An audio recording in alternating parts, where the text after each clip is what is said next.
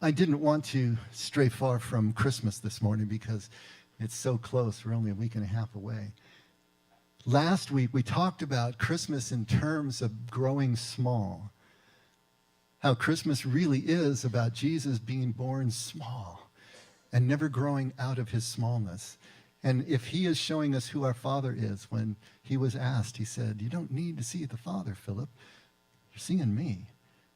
So if Jesus never grew out of his smallness, and everything that he is showing us the Father, then we need to understand that the God of all creation is also humble, small in his spirit, right?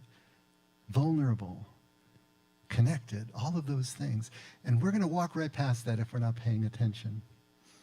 And so I wanted to focus this morning sort of on the Magi, but you know me, I'm going to get around. So, we're going to talk about the Magi because the Magi are the ones that are closest to us in terms of the journey that needs to be made to be able to really celebrate the smallness of Christmas, which is only in a couple of weeks. And Christmas is the most familiar holiday probably in the West, if you think about it, in the calendar year here in the West.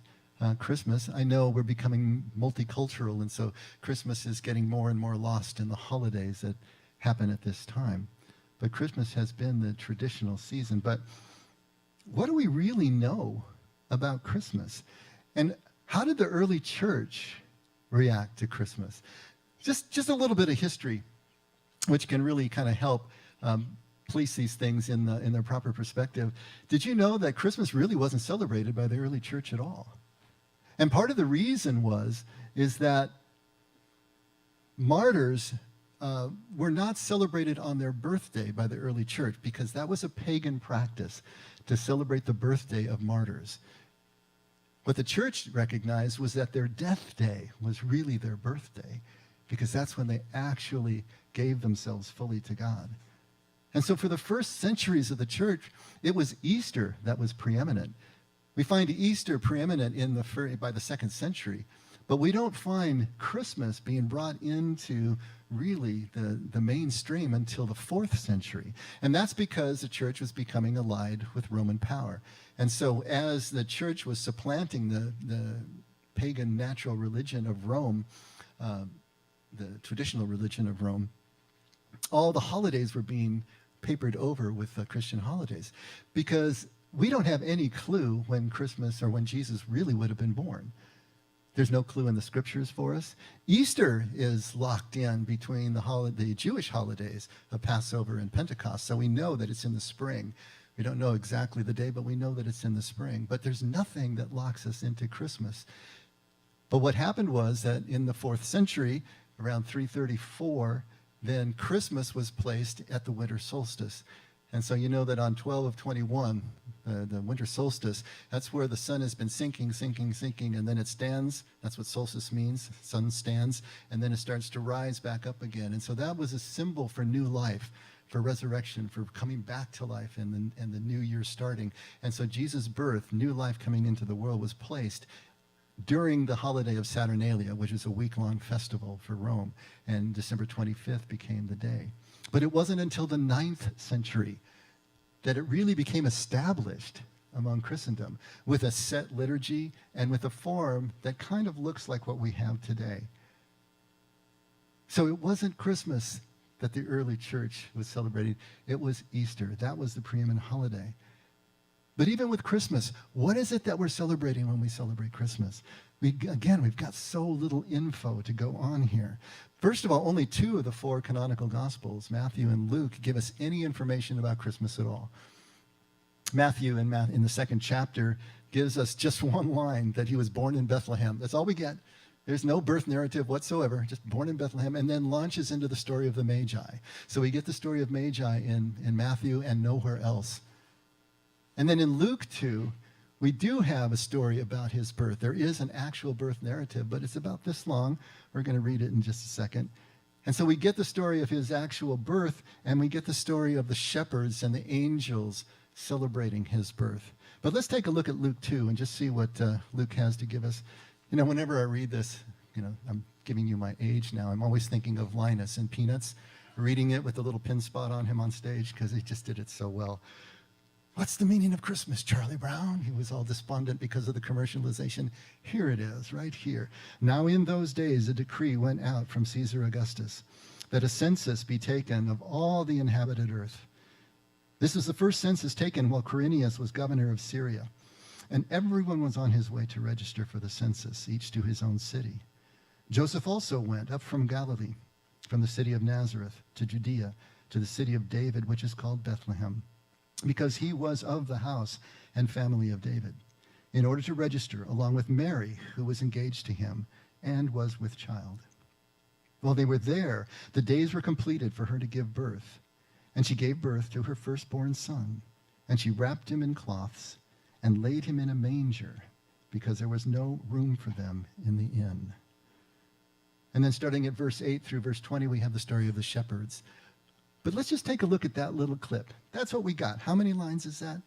That's all we know about Jesus' birth. Very, very few details. But the details are important. So let's look at what they are. What do we have as details about Jesus' birth? We have that he was wrapped in cloths. And note the word cloths, not clothes, or cloth. Cloths, we'll talk about that in a second. He's lying in a manger, and there's no room at the inn. And after that, we have the story of the shepherds. That's it. Those are the details we've got to work with. There's not much there, right? But details are critical to any good story. And any detail in a good story is never there randomly. It's there for a reason. There's a reason for it. It's always on purpose, every detail. It's showing us that there's something important that's going on. Because if you think about it, we live detail to detail, don't we? I mean, we like to think of our lives from a 30,000-foot view, but actually, as we're breathing through our moments, we're living detail by detail. And we prove our authenticity. We prove any authenticity by the details, don't we? I mean, it's the details that make something come alive. It's the details that make something seem real and true.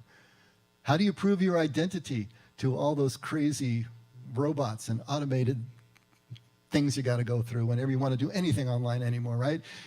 What city were you born in?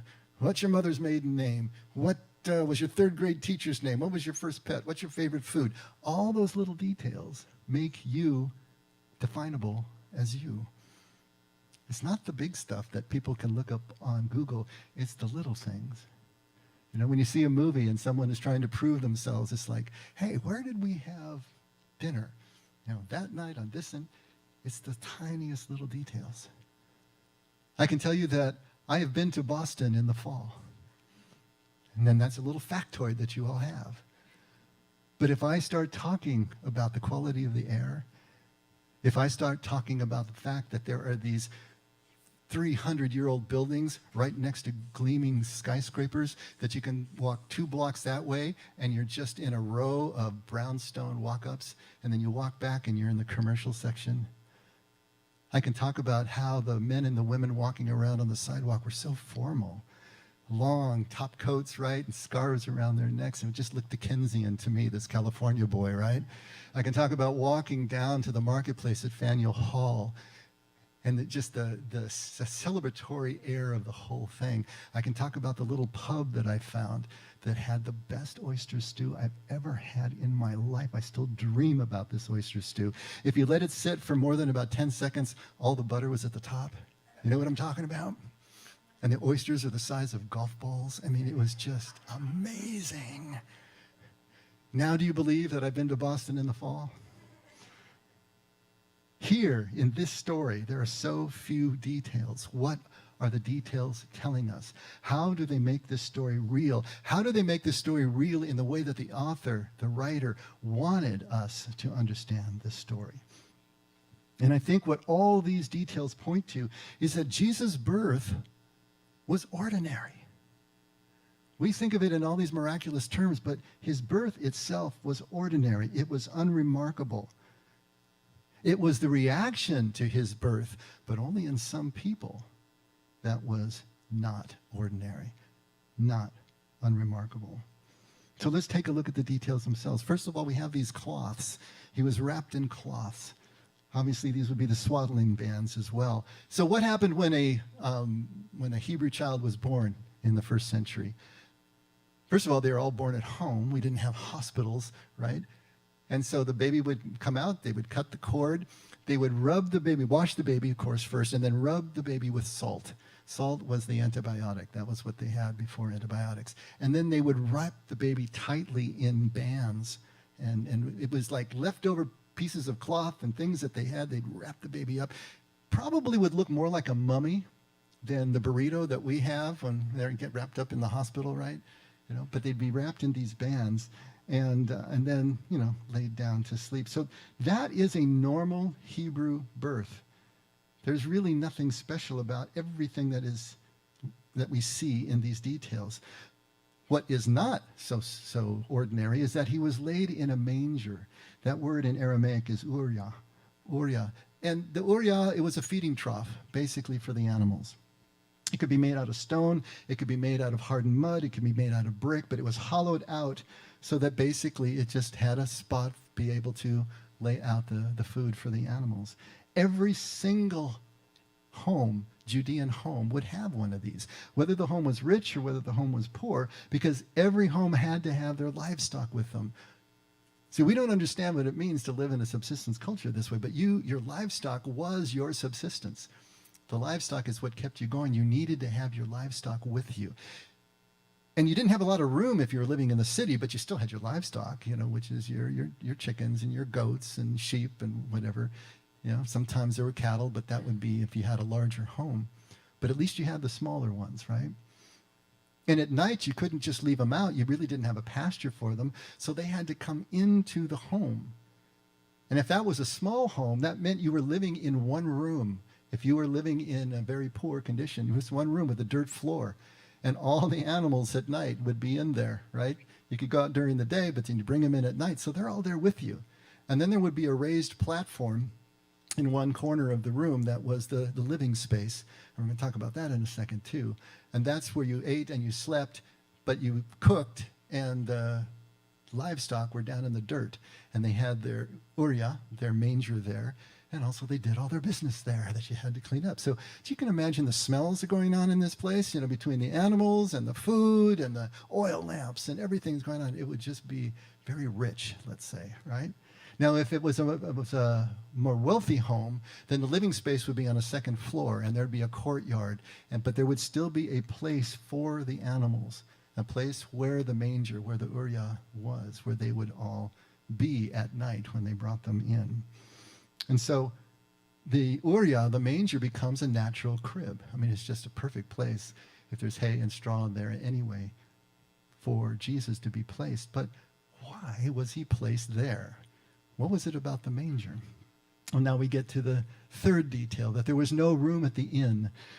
First of all, inn gives us a translation that's really a mistranslation. It's a misrepresentation in our own minds of what's going on, because when we think of an inn, we're thinking of what? The Best Western. We're thinking of Motel 8. You know, Motel 8 was named because it used to cost $8 a night. What are they up to by now? There were no inns the way we think of inns in the first century in Judea. What they did have were what were called khan, usually transliterated K-H-A-N, khan. But a khan was like a truck stop. And they were kind of like truck stops that we have today. If you go up the Grapevine, that huge Flying J truck stop that's up there or something, it would be like that. But they would always be on main highways, at intersections and crossroads of main highways. They would have these khans, these truck stops. And so as the caravans were coming through, they had a place to stop where they could water the animals, they could feed themselves. There was all the amenities that they needed to be able to stop and take a rest, take the load off, and then continue on. But Bethlehem is not on any major trade route. There were no khans in Bethlehem. But the word there that is used does not mean a khan. The word that is used there is a shirah. Shirah means a living space. And that's what we were just talking about. That raised platform in a poor one-room home was a shirah. That was the living space. That's where you ate and slept, and that's where you held your conversations, and that's where you hung out. But in a more expensive home, a wealthier home, then it would be the second floor. That upper room that is talked about, that Jesus rents an upper room, the disciples rent an upper room for their final supper. That would be the shirah. That would be a rental space where you would eat and you would be. as opposed to the downstairs floor where the kitchen would be, and then also the area for the animals. So what is going on here is that most likely when Joseph goes to Judea and he goes to Bethlehem, he's going to stay with relatives. So many people were, of course, related, but if he's going to his birthplace, he's going to the home of relatives, or at least friends that he knows.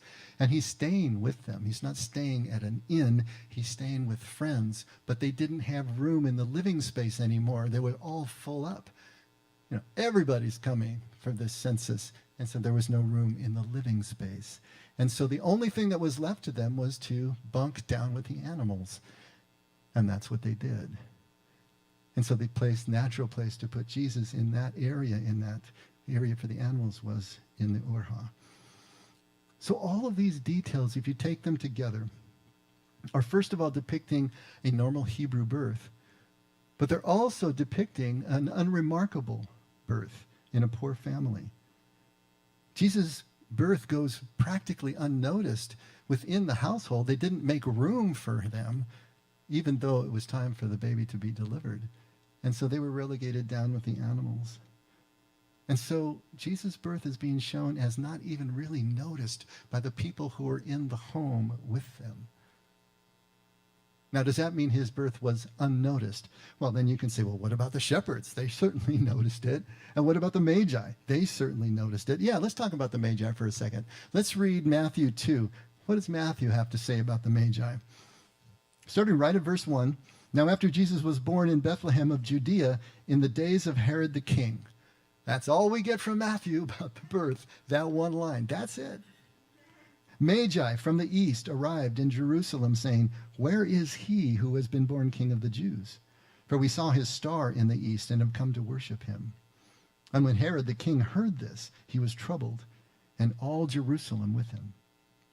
Gathering together all the chief priests and scribes of the people, he inquired of them where the Messiah was to be born. And they said to him, "In Bethlehem of Judea. For this is what has been written by the prophet. And you, Bethlehem, land of Judah, are by no means least among the leaders of Judah. For out of you shall come forth a ruler who will shepherd my people Israel." Then Herod secretly called the Magi and determined from them the exact time the star appeared. And he sent them to Bethlehem and said, "Go and search carefully for the child, and when you found him, report to me, so that I too may come and worship him." Yeah, right. After hearing the king, they went their way, and the star which they had seen in the east went on before them until it came and stood over the place where the child was. And when they saw the star, they rejoiced exceedingly with great joy. And after coming into the house, they saw the child with Mary, his mother, and they fell to the ground and worshipped him. Then opening their treasures, they presented to him gifts of gold, frankincense, and myrrh. And having been warned by God in a dream not to return to Herod, the Magi left for their own country by another way. Okay. Wow, that's a dramatic story, right? A lot of cool stuff going on in there. A lot of all the intersections of all of these desires and motives and everything going on. But for all the reaction that we have from the Magi and from the Lucan shepherds, what about Joseph's and Mary's relatives in the home where they were staying? What about any of their friends at the home in which they were staying? What was it about them that didn't have the same reaction? Nothing is recorded about them in the Gospels, right? They didn't make room in the Shirah for them to stay. So they really didn't see them as being preeminent guests in their home, first of all. It was kind of a first come, first served sort of thing, I suppose. And they saw nothing special in the birth itself. Now, Jesus said later, he said, "A prophet has no honor in his hometown or among his relatives or among his own household." And so, yes, we can see that that's in place here. They've known Joseph and Mary maybe for their entire lives, and they see nothing special in him. When Jesus comes back to Nazareth from his time in the wilderness and starts his ministry, he is not accepted well by his friends and his relatives there either. But why is it that they see nothing special? Why is it that Herod saw nothing special? Why was it his entire court saw nothing special? They were worried about the political implications, right? They wanted to put the child down if the child was born in Bethlehem, and they wanted to know the time frame in which to do it, but they saw nothing special in the child himself. Yet the shepherds and the Magi saw so much. What's the difference here? What's going on here? How could people seeing the same thing see something so differently? You know, I'm sure you've all heard the phrase, seeing is believing, right? And yet at the same time, we know that eyewitnesses are probably the least reliable. We know that. That a lot of us can see all of us can see the same thing and then believe something different, have seen something different, remember something different. So what is this about seeing is believing? Well, Ralph Hodgson was an English poet, and he's the one who's credited with saying, some things need to be believed in order to be seen. Okay, well, if you think about that, some things need to be believed before they can be seen. That sounds like kind of a recipe for confirmation bias, doesn't it? I'm just going to see whatever it is I want to see. I'm only going to see what it is I believe. But if you take a look at it in a different way, what we're really talking about here is, can we release the bias that we have? Can we release the core beliefs that we have acquired to this point? Can we let go of everything that keeps us from being able to see what is right in front of us? In other words, can we get back to that place of beginner's mind? Can we get back to that place of a blank slate? Can we let go of everything, grow small enough to be able to see something that otherwise would not get through our filter, would not compute with our existing worldview? Because the real significance of things can only be seen by those who are prepared to see. Those who have purged everything that they think they know. Those who have lowered their perspective, become teachable again, become beginner's mind again. Think of it just for a second. What are you prepared to see? What are you trained to see? What do you see that nobody else sees? Maybe put it that way. I like to go back to Bill. Bill is an architect.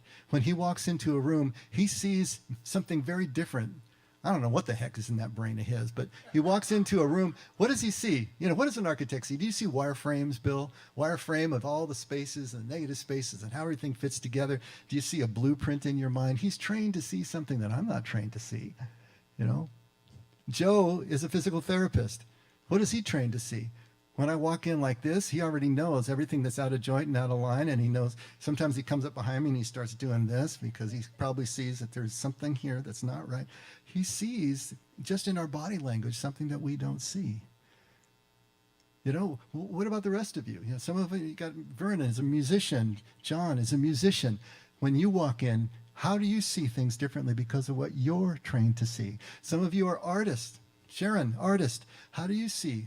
How do you see the palette of what's going on here and see things that we don't see? If you're a woodworker and you walk into a kitchen, you see the cabinets in a whole different way. You see everything that was done wrong with those cabinets, right? It's not quite. These are the things that we are trained to see. What are you prepared to see? What are you trained to see?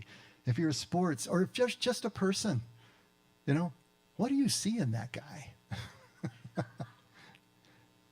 What is that person prepared to see in that guy that most of us aren't? What are we willing to see in each other? What are we willing to let go of, right?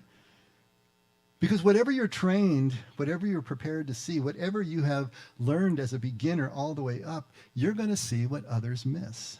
You're going to value what others do not value. Now, when I was a kid growing up Catholic, I remember that I loved baby Jesus. Well, that's easy as a kid, right? You know, you really relate to that little figure in the basket there, the manger, whatever it was in the creche, you know, and you relate, and it was real connective, and it felt tight, it felt warm. Now that bleeding man on the cross, not so much. And for any of you who have grown up Catholic, there would be a bleeding body on that cross. It wouldn't just be the cross. That I couldn't relate to. Now, later on, as I got older, I learned intellectually why I was supposed to be loving that bleeding man and what that bleeding man meant. But he remained distant. He remained an intellectual thought for me. And then as I got older, I got busy. Things happen, right? And Jesus just didn't seem relevant to me anymore. Fell out of love with Jesus completely. I could no longer see why Jesus would be important to me. I couldn't see how we related together. And then I got mugged by life. Life will mug you eventually. And then everything that I thought I knew, everything that I had brought with me to that point, suddenly was called into question. Everything had to be questioned because nothing was working anymore. Nothing was pulling me through. All the wind was knocked out, and I felt hollowed out completely. And suddenly, Jesus was relevant again because now I needed saving. Now I needed something, and I didn't know how to get it. And yet, at the same time, my head was still getting in the way. What I thought I knew about Jesus continued to keep him at arm's length. And the truth of the matter is I had to get hollowed out more. I had to get emptied out more. I had to return completely to beginner's mind. I had to get to the point that I was completely ready to leave Jesus, leave Christianity, leave the church, before I could finally see Jesus as he was for the very first time. It took that much. It took me getting all the way to the edge to be able to see the significance of that baby in the manger, that bleeding man on the cross. It takes everything out of us, or everything has to be taken out of us before we can see that significance and see that the baby in the manger and the bleeding man on the cross are giving us the same message at different points along the journey. All the details of Jesus' life point to a person on the margins of life. Poor, but still grateful, right? Vulnerable and unassuming, wholly dependent on God, childlike. Anavim, we talked about this last week. Anavim, that Hebrew ideal of a person who is close to God. Jesus calls it poor in spirit in the Beatitudes, having an attitude of poverty even if you're rich. And of course, this is a philosophical and spiritual and a religious ideal, but culturally, do you think the Anavim were honored in Jesus' culture in his day? Of course not. They were marginalized.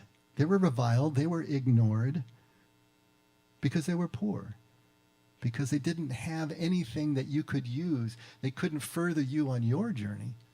So they weren't honored, except in the ideal. These people who were poor, reliant, dependent, and yet at the same time grateful. They could be joyful because of their reliance on God. But even though the culture didn't honor these people, God and Jesus certainly did. They saw in them the only way to themselves, the only way to be able to have the kind of connection we're talking about. What does Jesus say when he talks about the camel going through the eye of the needle? Easier for that camel to go through the eye of the needle than for a rich person to enter the kingdom of heaven. And what is he saying? He's saying that the rich, the endowed, the non-anavim among us can't see what Jesus sees, can't see the significance of the baby in the manger, can't value what God values. Now, Mary and Joseph were Anavim. They were born that way. So it was an easier trek for them to be able to get. Not all people who are poor are Anavim, obviously. There are people who are poor who are very bitter, very angry, very resentful. But it's a shorter trip if you already are on the margins anyway, if you already are reliant physically on other people to make the trip spiritually. So Mary and Joseph were already Anavim. The shepherds were already Anavim. A shepherd in that first century culture was at the bottom of the totem pole there. But what the shepherds have are hours and hours alone with their flocks, developing a shepherd consciousness, many of the Hebrew scholars have called it. Moses developed the shepherd consciousness. It is that quietness. It is that contemplative reality. It is the ability to see details as sacred, as significant, when nobody else does. The shepherds were Anavim, but apparently the relatives of Joseph in the home were not. And even if they were poor themselves, they were not prepared in their hearts to see what was going on right in their own home. And see, I want to contrast this with the genius of the Magi. This is what the Magi are all about, because they were rich. They were powerful. They were Babylonian or Persian priests, magistrates, or astronomers. They were advisors to the king. Who is closer to the seat of power than the advisor to the king, right? Like Daniel. We hear about Daniel in the Old Testament. Daniel was one of the Jewish exiles to Babylon after Babylon destroyed Judea. But he rises to the level of an advisor. It's quite possible that these Magi we're talking about were the descendants of Daniel, the descendants of those Jewish exiles, because not everybody came back. Not all the Jews came back from Babylon when they were allowed to go. Most of them stayed. Hey, they'd been there for 2 or 3 generations by that point. They spoke the language now. They spoke Aramaic instead of Hebrew. So they stayed. So these Magi could be those descendants who for centuries were looking for their Mashiach, searching the skies. But they were still rich and they were powerful. And despite their wealth, despite their status, despite their education, they were still humble. They were still vulnerable, dependent. They were still childlike. They were willing to risk being wrong. Wow. How many of us are willing to do that? They were willing to look ridiculous. What do you think their friends were saying when they said they were going to set off and go to Judea to find their king? How do you think that played with everyone else at court, right? They were willing to be wrong. They were willing to look ridiculous. They were willing to put themselves in harm's way. They were going to be crossing the Roman-Parthian frontier, because that stood between them in Persia and Judea. That was one of the roughest frontiers in the first century. A lot of bad stuff happens there. So they knew that they were going to be in harm's way making this journey. But they were Anavim, and they made the journey anyway.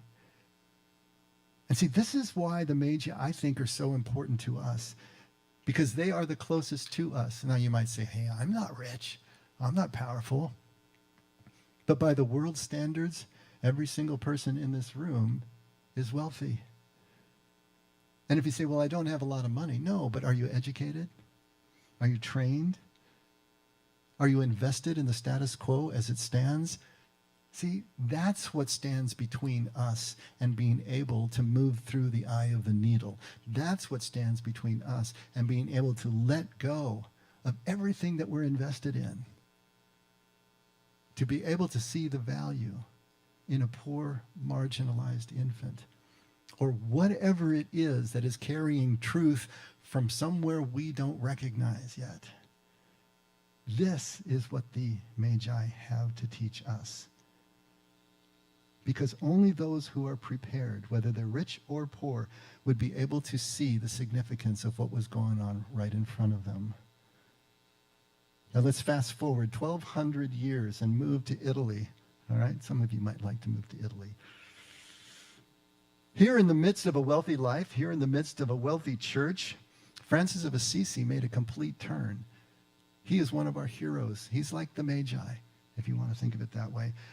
Born to a wealthy family, had the silver spoon in his mouth, had everything going on. And he was a party guy. You know, he was living the life large, as they say. But part of what he did was to go to war in one of the city-states wars that they had at the time. And he was wounded in battle, and he was captured, and he was a prisoner of war, and he was sick practically to death. And in that process, he got hollowed out. He found his Anavim heart in the midst of all of his wealth and all of his privilege, so that when he was released, he could not return to the life that he knew before. He renounced his family's wealth. He vowed to live in poverty. He vowed to start to reform the church. He had a vision from God that told him, hey, repair my church. He took that literally and tried to repair the little church at San Damiano, which was in ruins, but he started to realize that really what he was about was reforming the church's ideals, to bring the church that had grown so large and so wealthy and so disconnected from Jesus' message, to bring the heart of the church back. That's what he was all about. And in doing that, he took a pilgrimage to the Holy Land. And there he saw all the sights, as anyone who goes to the Holy Land sees. And he came back with this desire to want to immerse in the Magi's experience of the worship of Jesus as this baby, as this infant, right? And so in 1223, he got permission from the Pope to be able to put together the first nativity scene. That's where it all starts. Francis of Assisi, 1223, in a little village of Greccio, they say in Italy. It was actually a nativity play. It was a nativity service that he put together because it had a full-size stable. It had manger. It had live animals, had everything. I suppose like the Crystal Cathedral does, right? But this is the first one. I want to read you just a little bit of a first-hand experience of it so you can get the sense of what Francis was trying to do, because he was someone who wanted to immerse in that experience again. He wanted to let go of everything and see if he could find that first love. Francis would recall Christ's word through persistent meditation and to bring to mind his deeds through the most penetrating consideration. The humility of the incarnation and the charity of the passion occupied his memory particularly, to the extent that he wanted to think of hardly anything else. The day of Christmas drew near. The time of great rejoicing came. The brothers were called from their various places. Men and women of that neighborhood prepared with glad hearts, according to their means, candles and torches to light up the night. The manger was prepared. The hay had been brought. The ox and ass were led in. There, simplicity was honored. Poverty was exalted. Humility was commended. And Greccio was made, as it were, a new Bethlehem. The night was lighted up like the day, and it delighted men and beasts. The people came and were filled with new joy over the new mystery. The woods rang with the voices of the crowd, and the rocks made answer to their jubilation.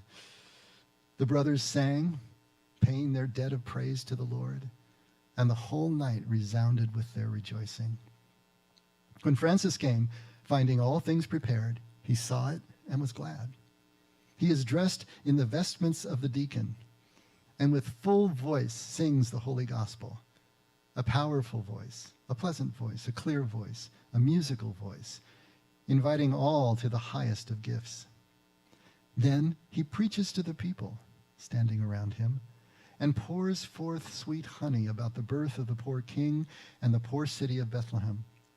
Moreover, burning with excessive love, he often calls Christ the babe from Bethlehem, saying the word Bethlehem in the manner of a bleating sheep. You picturing that? Bethlehem. Bethlehem. This is Francis to a T, right? And he fills his mouth with sound, even more with sweet affection. He seems to lick his lips whenever he uses the expression Jesus or babe from Bethlehem, tasting the word on his palate and savoring the sweetness of the word. Francis stands before the manger, filled with heartfelt sighs and overcome with wondrous joy. Don't you love those details? I can't get over the licking of the lips. I love that. You can just see him doing it. It's just, he's tasting the words as they're coming out of his mouth. He is in complete immersion. He's in complete contemplative presence at this moment. He is transfixed, obviously. He's a reflection of God's love, especially in the playfulness, right? In the bleating of the sheep, in his humor, in his humility, in his in-loveness with everything and everyone around him. And he's lost in a sensory overload. Live animals, come on. Hey, outside, the woods right there, right? The torches and the candles all burning, the power of this moment. He's brought to tears, recognizing Jesus. Now, we get no such details in the story of the Magi. But can you start to imagine that it was the same thing? To have made that journey, to have arrived where they arrived, to recognize the moment for what it was, to be completely immersed in it. And so the question is, how about us? What's our reaction? Can we recognize Jesus in our lives, not just on the pages of a book, but in our lives? Wanted to follow up with a little piece written by a nun who was also in the Third Order of St. Francis, Elise Segal. She writes this: "The story of the Incarnation is really our story. It is the exact meeting point of God and human beings. We so often think of God as some kind of remote power or superhuman energy that has somehow set this whole creation thing going and then stepped back to see what would happen. It is impossible for God to step back from anything God has chosen to be involved with. At the very first moment of creation, God freely decided to get involved with you and me and with all created being. Absolutely everything God does with free, unconditional, absolute, and irrevocable love. This is very hard for us to understand and accept because we, of ourselves, do not naturally love this way. Yet every Christmas we celebrate that God came among us as one of us so we could love like God and be like God and share God's own life forever." Francis of Assisi was profoundly moved as he contemplated God's coming among us as a human being in Jesus Christ. This reality filled him with awe. He understood that we human beings are essentially poor, that of ourselves we actually are nothing. Everything we are and have has been given to us by God in love. We are totally dependent on the God who lovingly and freely created us and who holds us in being. When Francis talked about poverty, this is what he was talking about: the recognition of what we are before God. When he thought about this little newborn baby lying in utterly poor circumstances, son of an equally poor mother, it moved Francis to tears. That this little human being could be a full manifestation of the God of all creation astounded him and wakened in him the most ardent and grateful love. It made him want to laugh and sing and shout and weep, so that is exactly what he did. Francis was a man who really expressed his emotions. For him, the Gospels came alive and were made present in highly charged dramatic action. Word and deed were as one. To know the story was to become a participant in it, to play a role in it, to live it in such a way that its power became irresistible to others. You know, it becomes kind of a chicken and egg thing, if you think about it. The Father's love changes us. But on the other hand, we need to be changed enough to see and recognize the Father's love. Do you see that interplay? The Father's love changes us, but we need to do something. We need to be changed enough to be able to see what is right in front of us, or at least we need to be willing to be immersed, like the Magi, like Francis, willing to be wrong, to risk being wrong, to risk looking ridiculous if we are wrong, willing to acknowledge the limits of our knowledge, the limits of our power, to suspend what we think we know, to let go of everything so that we can just be and see what is here. We need to be enough like God, that is that Anavim heart that we're talking about, to be able to truly see and recognize God in everything and everyone around us, where we don't expect, in the details of life, not somewhere off in a cathedral, but right here, where we don't expect God to be. We make a big deal about the sacred and the profane, but the truth is that the profane is sacred if we just bring our presence to it. This is it. Mary, Joseph, the shepherds, the Magi, Francis, they could all do this. They could find the sacred in the profane. They could see the significance in common traits and common details. And what they shared among each other was this humility, was this childlike purity of heart, and the willingness to set off without a real destination, without any guarantee of successive outcome, just following a real-time direction, following that star in faith, in trust, and having the ability to immerse in relationships that are present right now and with absolute abandon. This is what they shared with each other. Do we share that with them? Because we are the Magi, if we're willing. And the Magi are us, the model for those who are struggling to be able to see through the eye of a needle, to be able to move into that place that requires the shedding of so much of what we have accrued and acquired in life. The Magi prepared their entire lives through their education, through everything that they did, searching the stars for years and decades. And then they finally set off to find a king, a priest, a prophet, and only found a poor, speechless child. What they found was the promise of the star, still unformed, right? Still unrecognizable to most. But their Anavim heart was able to see past that lack of formation, was able to see past their own expectation. They were able to surrender. They were able to trust that they were in the right place at the right time. We, on the other hand, set out to find our God. Isn't that why we're all here? What are we doing? We have set out to find our God, but have we prepared? Can we see the sacred in the smallest details of life? Can we see the sacred in life itself, in every relationship? If not, we're going to miss our God. Because God is always going to show up as an unformed child.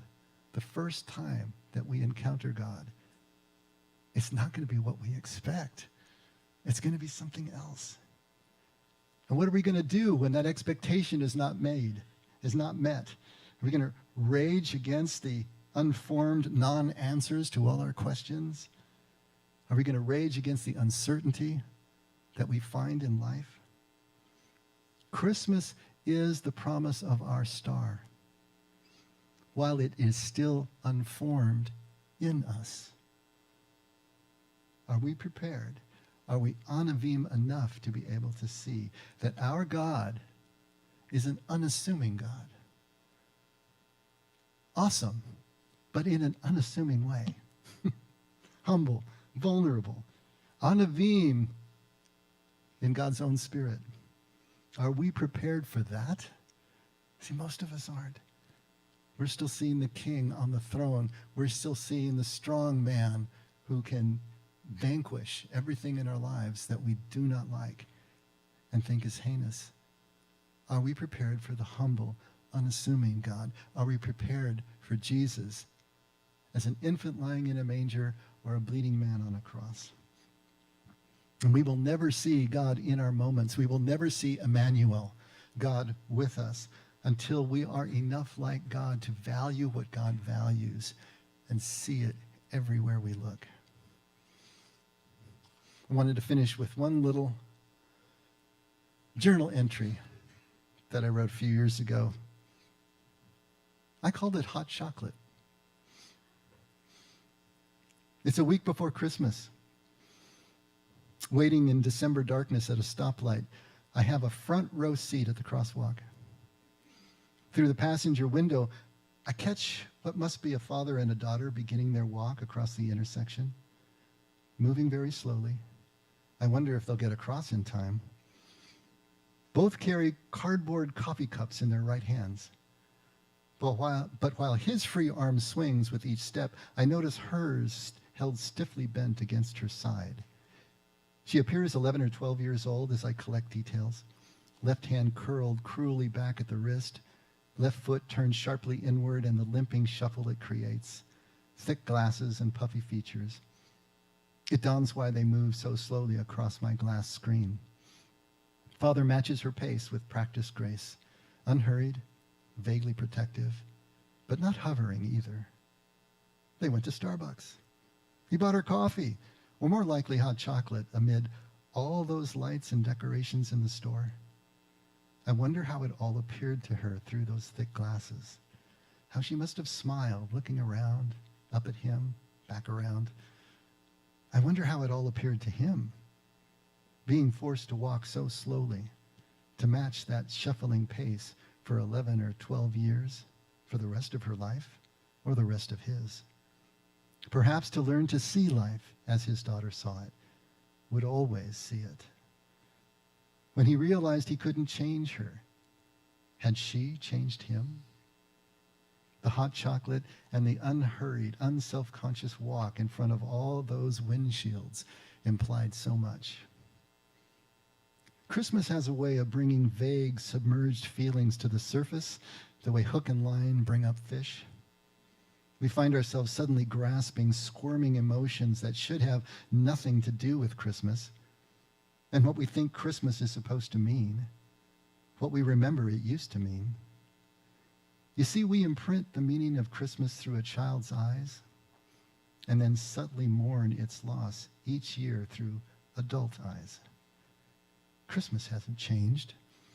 The possibility of Christmas returns every December. We have changed. We've lost the pace of childhood. I'm thinking maybe Christmas, as remembered, happens exactly when we stop trying to make it happen. When we stop running faster and faster, trying to catch the stored experience of Christmas. Maybe meaning finally has a chance to catch up and catch us. I can't choose the pace of life around me any more than I can alter the course of a storm. But maybe I can choose my own pace within it. Maybe I can allow myself to shuffle slowly through the crosswalk with a warm cardboard cup in my hand and the sense of a patient father at my side. I have a father and a mother who can see past the unformed promise of my own life, recognize my beauty in spite of myself, teaching me with unfailing love to see and do the same thing everywhere I look. I have that father and mother, and so do you. Of course, we will always find our God as a child, unformed and always forming. Why would we expect anything other than that? Every time we meet our God is Christmas morning. The babe is in the manger, the star is in the east, and we are the Magi and the infant, and they are us. And at the moment we can see that is the moment the meaning of Christmas envelops. Let's pray. Father, thank you for Christmas. Even if it wasn't in the church's original plan, thank you for Christmas. Help us to be able to see it in a way that is transformative. More than just a celebration, more even than the community it creates. We pray that this Christmas will begin a new cycle of transformation in us, that we can grow even smaller and see more of what is around us so that we can connect and connect and connect with everyone and everything, and of course you, Lord. This Christmas, this is the present we want under the tree. A smaller perspective that gives us larger awareness. Father, thank you for guiding us every step of the way. Thank you for the wonderful human beings you put in our path, both the ones we have personally met and the ones that we read about, that have made this journey, have made this transition, and can show us that it's real and a little bit of how it's done. But we need to experience it for ourselves. So take us, Lord, where you'd like us to go, and help us this Christmas to find you in the most unassuming way. And never let us forget we can only love because you loved us first. In Jesus' name, amen. Let's all stand.